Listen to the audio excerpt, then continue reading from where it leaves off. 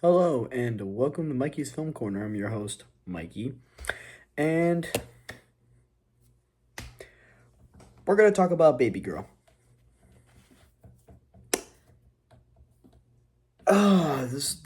This was a stressful movie. You can also probably tell I have the light on.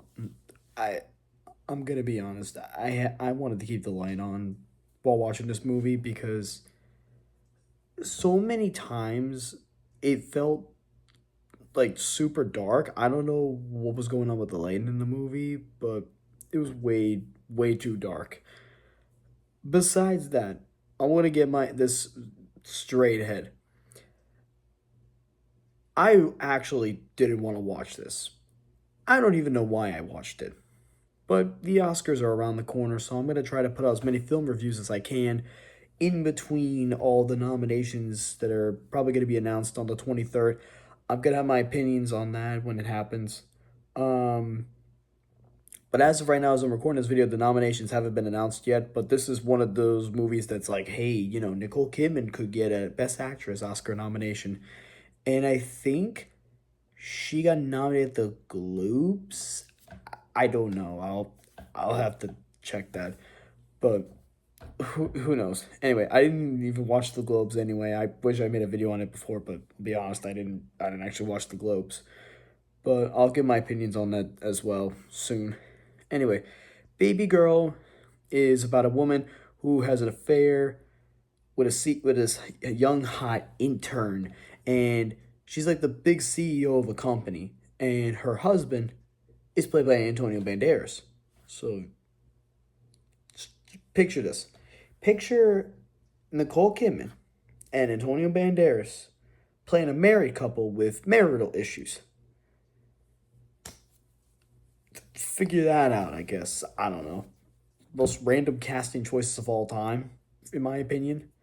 I also have my MacBook on because I also wanted to have more light on my face. The last review I did was for One of Them Days, and it was just really dark in there. This one, I wanted some light in the room.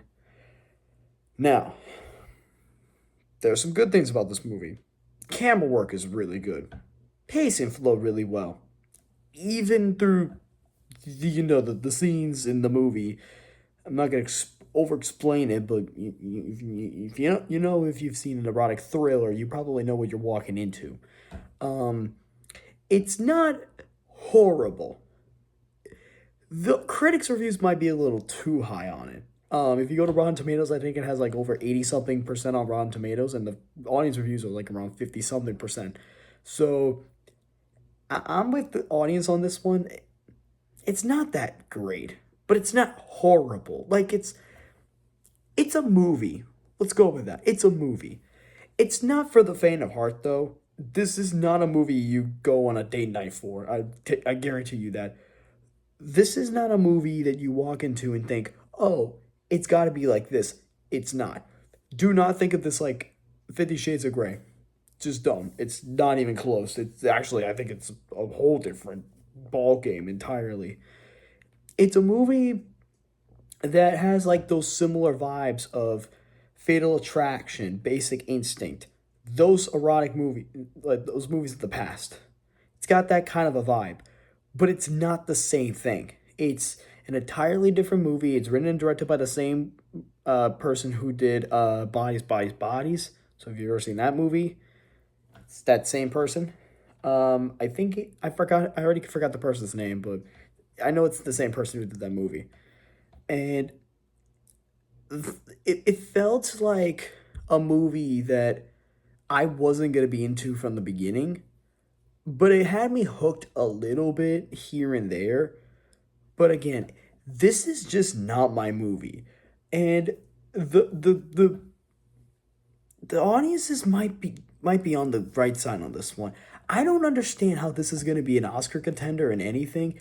I just don't see it. And the funny thing is, they also got the person who did the score for the Smile movies, and they should be already recognized for doing the scores to both movies, but they're not, and it's kind of funny.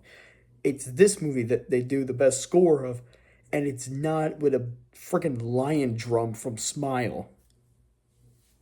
Like that through. Anyway, let's go over the The bad things. Supporting cast is just mid. They didn't carry the film enough, and the movie had the perfect runtime. It kind of overstayed the runtime. If that's a way to put it. The scenes in question of the film